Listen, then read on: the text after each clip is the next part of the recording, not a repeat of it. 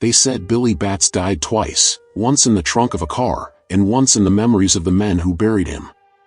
Before we dive in, don't forget to like this video, comment where you're watching from, and subscribe for more true crime stories told just like this one. He wasn't the kind of man who blended into a crowd.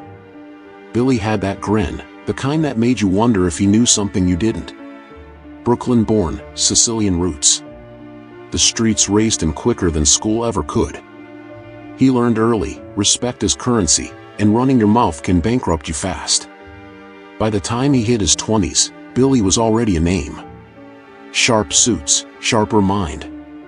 He wasn't muscle, he was charm wrapped in danger. The kind of guy who could toast you 1 minute and test you the next. "Stick with me, kid," he'd say, tapping his cigarette. "And you'll never have to work a day in your life." But beneath the jokes and easy swagger, there was steel. Billy played the game by old rules: loyalty, honor, silence. He came from a time when a man's word meant more than his pulse. He just didn't know that the new generation didn't care about rules anymore. And that one night, his words would seal his fate. Billy grew up in a tight Italian neighborhood where every block had its own code. Mothers swept the steps at dawn, fathers worked or hustled, sometimes both. Kids like Billy learned to keep quiet when men in suits walked by. They weren't just neighbors, they were the law that lived outside the courthouse. By 17, Billy was running errands for the local boss, delivering envelopes, picking up packages, watching, learning. He had manners, and in that world, manners were power. He didn't curse around women, always shook hands, and never took what wasn't his. That's what made him different. When older guys bragged about jobs, Billy listened. When they argued, he stayed still, eyes sharp. He wasn't built for noise, he was built for presence. His mother once told him, "You'll either be a priest or a problem." Billy just smiled. "Maybe both, Ma." He started to believe he could balance both worlds, the street and the soul. And for a while, he did. People respected him not just for his work, but for how he carried himself. Calm. Steady. Unshaken. But the streets have a short memory. And soon, respect wouldn't be enough. The late 1960s, New York was a jungle of money, music, and mobsters. And Billy Batts? He was right in the middle of it. Fresh out of prison after 6 long years, he walked back into the city like a man returning from the dead. Everyone said the same thing: Billy's back. He'd kept quiet inside, never ratted, never begged. That alone earned him a welcome home fit for royalty. The old crew greeted him at a bar in Queens, handshakes, laughter, cigars, the smell of whiskey and nostalgia in the air. Billy looked around and said, half smiling, same faces. Just more wrinkles. He'd done his time, and now he wanted his peace back, the loans, the bars, the corners that once answered to him. But things had changed. Younger guys were running the show now, loud, hungry, reckless. And one of them was Tommy DeSimone. Tommy didn't respect old ghosts. He joked, interrupted, and tried to remind everyone that this was his era now. Billy, with his easy grin, brushed it off, at least at first. But when pride meets youth, sparks don't take long to catch fire. And that fire was already burning under the table. Billy had always believed that power didn't come from yelling, it came from presence. When he walked into a room, conversations shifted. Not because people feared him, but because they remembered him. He started rebuilding quietly. Old partners returned his calls. A few clubs reopened their doors to his cut. Even some of the young blood began to watch how he moved, patient, composed, never chasing money that didn't respect him.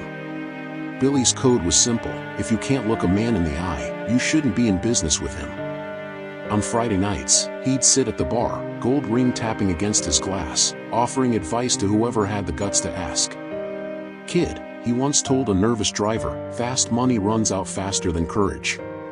Pick which one you want to live with." For a moment, it seemed like he was reclaiming what the years had taken: his status, his rhythm, his place. The old school calm among the chaos. But not everyone saw it that way. Some men, especially the ones who lived loud, mistook his grace for weakness. And one of them, Tommy, was about to cross a line you never come back from. It started small, a joke that went too far. Billy was at Henry Hill's bar, surrounded by old friends and new faces. The jukebox hummed, laughter rolled, glasses clinked. Then Billy turned to Tommy, that restless, young firebrand, and said with a smirk, "Now that I'm back, go get your shine box." The room froze for a heartbeat.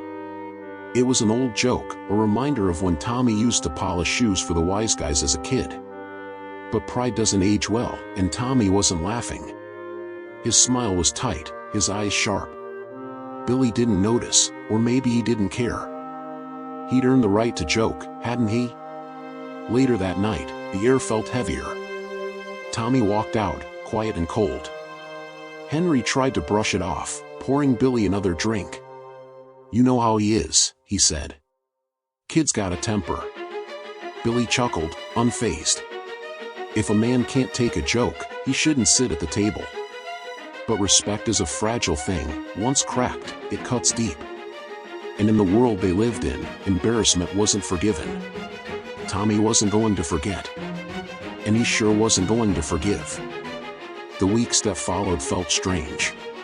Billy sensed it, a shift in the air. Conversations went quiet when he entered a room. Eyes that once greeted him now looked away. He brushed it off at first. Maybe they're just being careful, he told himself. After all, the feds were everywhere those days, tapping phones, tailing cars, watching every handshake. Rumors started circling that someone in their circle had been talking. Tommy, paranoid by nature, accused everyone. Henry stayed neutral. Billy, on the other hand, stayed calm, too calm. "If they're listening," he said once, "let them hear what loyalty sounds like." But even loyalty has a breaking point when pride and paranoia mix. Billy's comeback had stirred old resentments. The younger guys saw him as a threat to their control, while the feds saw him as a door back into the underworld. One night, he found his car door slightly open, not much, just enough to feel wrong. He stared at it for a long time before closing it quietly. No panic. Just that slow realization that something was unraveling. In their world, you never knew which came first, betrayal or the knock on the door. It happened on a Friday night, one of those nights that starts out loud and ends in whispers. Billy had come back to the bar, same spot, same laughter, trying to prove he still belonged. Tommy was there too, smiling too easily, his eyes carrying something colder than whiskey. "Good to see you back, Billy," Tommy said, voice smooth but sharp underneath. Billy raised his glass. "Always good to be home."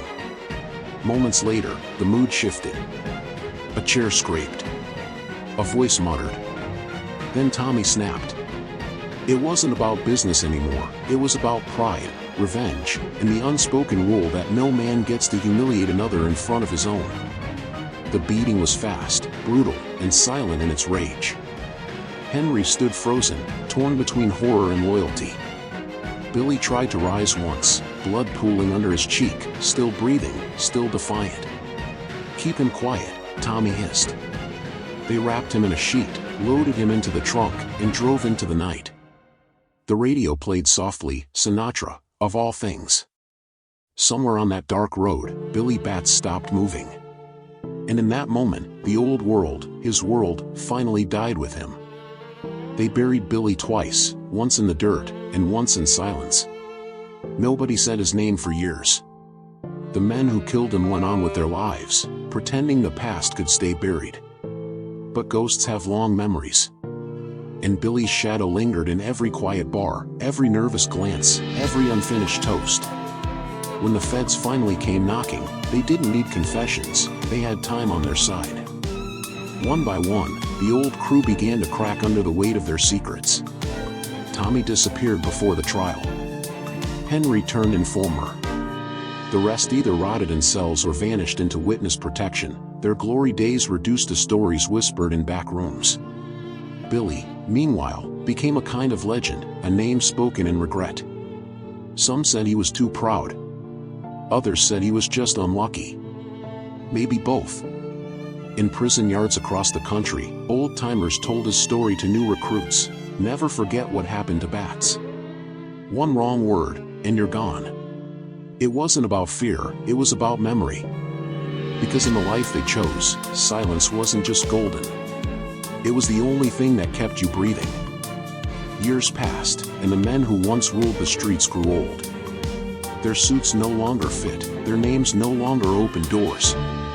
In the quiet corners of nursing homes and halfway houses, they'd stare out the window and talk about the old days, the bars, the cars, the codes. But when someone mentioned Billy Bats, the room went still. He became more than a story, he became a warning. The man who kept the old code in a world that forgot it. Some said he was stubborn, others said he was the last of a dying breed. Either way, his name carried a strange kind of respect. Henry once said in an interview years later, Billy was old school. He didn't bend, and that's what broke him. But there was a quiet admiration in his voice, the kind that only comes from guilt. Even the young ones in the life, kids who never met him, knew the name. They'd whisper it like a rule, don't pull a Billy Bats. Meaning, don't talk too loud, don't forget your place, don't test pride. Because some ghosts still sit at the bar, listening. And Billy's was one of them. In the end, Billy Bats became what every man in that life feared, a lesson carved into legend. Not because he was ruthless, or rich, or untouchable. But because he believed too deeply in something the world had already abandoned, honor. He lived by a code older than the men who buried him. In his eyes, loyalty was oxygen, you didn't think about it, you just breathed it. But times changed, rules blurred, and the new generation traded silence for survival. Billy never adapted. He stayed true, and it cost him everything. If there's a lesson in his story, it's this: in the underworld, loyalty isn't about who you trust. It's about who still speaks your name when you're gone. Billy's name is still spoken, quietly, with respect, with a little fear. Because men like him don't disappear, they echo through every empty glass, every quiet street corner, every story told in the dark. He outlived the world he built, not because he was lucky, but because he never broke his word. Don't forget to like this video, share your thoughts in the comments, and subscribe for more gangster stories like this one.